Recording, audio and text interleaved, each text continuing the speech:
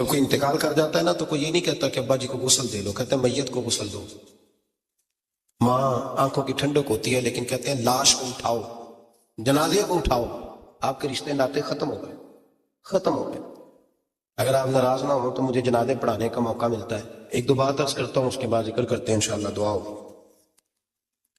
جنازوں پہ جانے کا اتفاق ہوتا ہے تو میں جنازے سے محسوس کرتا ہوں بہت ساری چیزوں کو۔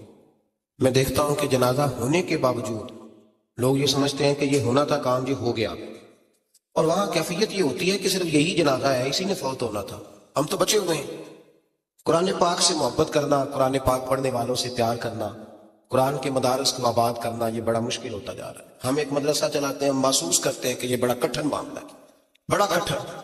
ایک تو تنقید کی نظر بھی سب سے زیادہ اداروں کی طرف ہوتی ہے، اور سب سے کم تعاون بھی اداروں کے ساتھ ہوتا ہے۔ مجبوری کے ساتھ ادارے وقت گزارتے ہیں۔ اپنا رجحان مدارس کی جانب کریں اور دین سیکھنے کی طرف رجحان کریں، قرآن مجید صحیح پڑھنا سیکھیں، قرآن مجید صحیح سمجھنا سیکھیں۔ اور پھر میرے بھائی، جو آیات آپ کو ضروری ہیں، نماز جنازہ ہے، وضو ہے، غسل ہے، آپ کے روزمرہ کے معاملات ہیں، وہ کسی اچھی کاری سے، اہل سنت کے کسی شخص سے ان کی درستگی کرائیں، اپنے معاملات پہ غور کریں، یہ ان کوتاہیوں سے باہر آئیں، قرآن پاک سے محبت کریں اور دین داروں کے ساتھ جڑیں۔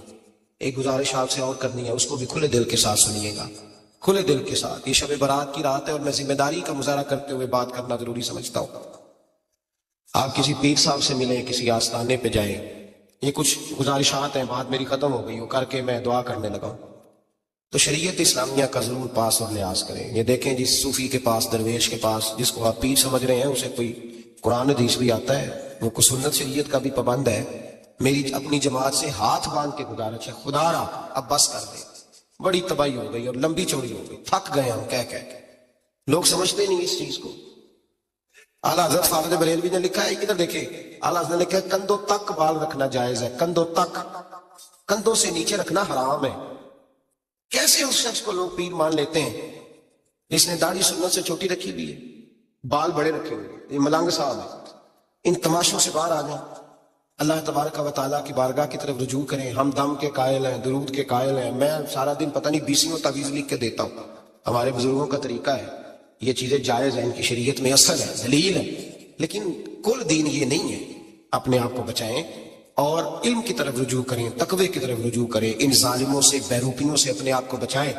اور میں ان لوگوں کو بھی دعوت فکر دیتا ہوں جو ہمیں روز آ کے کہتے ہیں یہ تمہارا پیر، تو یہ تمہارا پیر، جب ہم خود کہہ رہے ہیں ہمارا نہیں، تو ہم کسی شرابی کبابی کو اٹھا کے کہہ دیں یہ تمہاری جماعت کا بندہ ہے تو تم رکھ لو گے؟ کہو، ہم اگر کہہ دیں تمہاری جماعت یہ درس دیتی ہے تو تم مان لو گے؟ یہ کیا بات ہے؟ اگر کسی جماعت کا کوئی شخص غلط ہے، اور ہم درباروں والے نہیں، ہم تو مسجدوں والے لوگ ہیں۔ دربار تو ایک ضمنی چیز ہے، وہ بن بھی جائے تو ٹھیک ہے، ورنہ تو میرے نبی پاک نے فرمایا ہر مومن کی قبر جنت کا باغ ہوتی ہے، تو اندر دربار ہی بنا ہوا ہے، جنت کھلی ہوئی ہے۔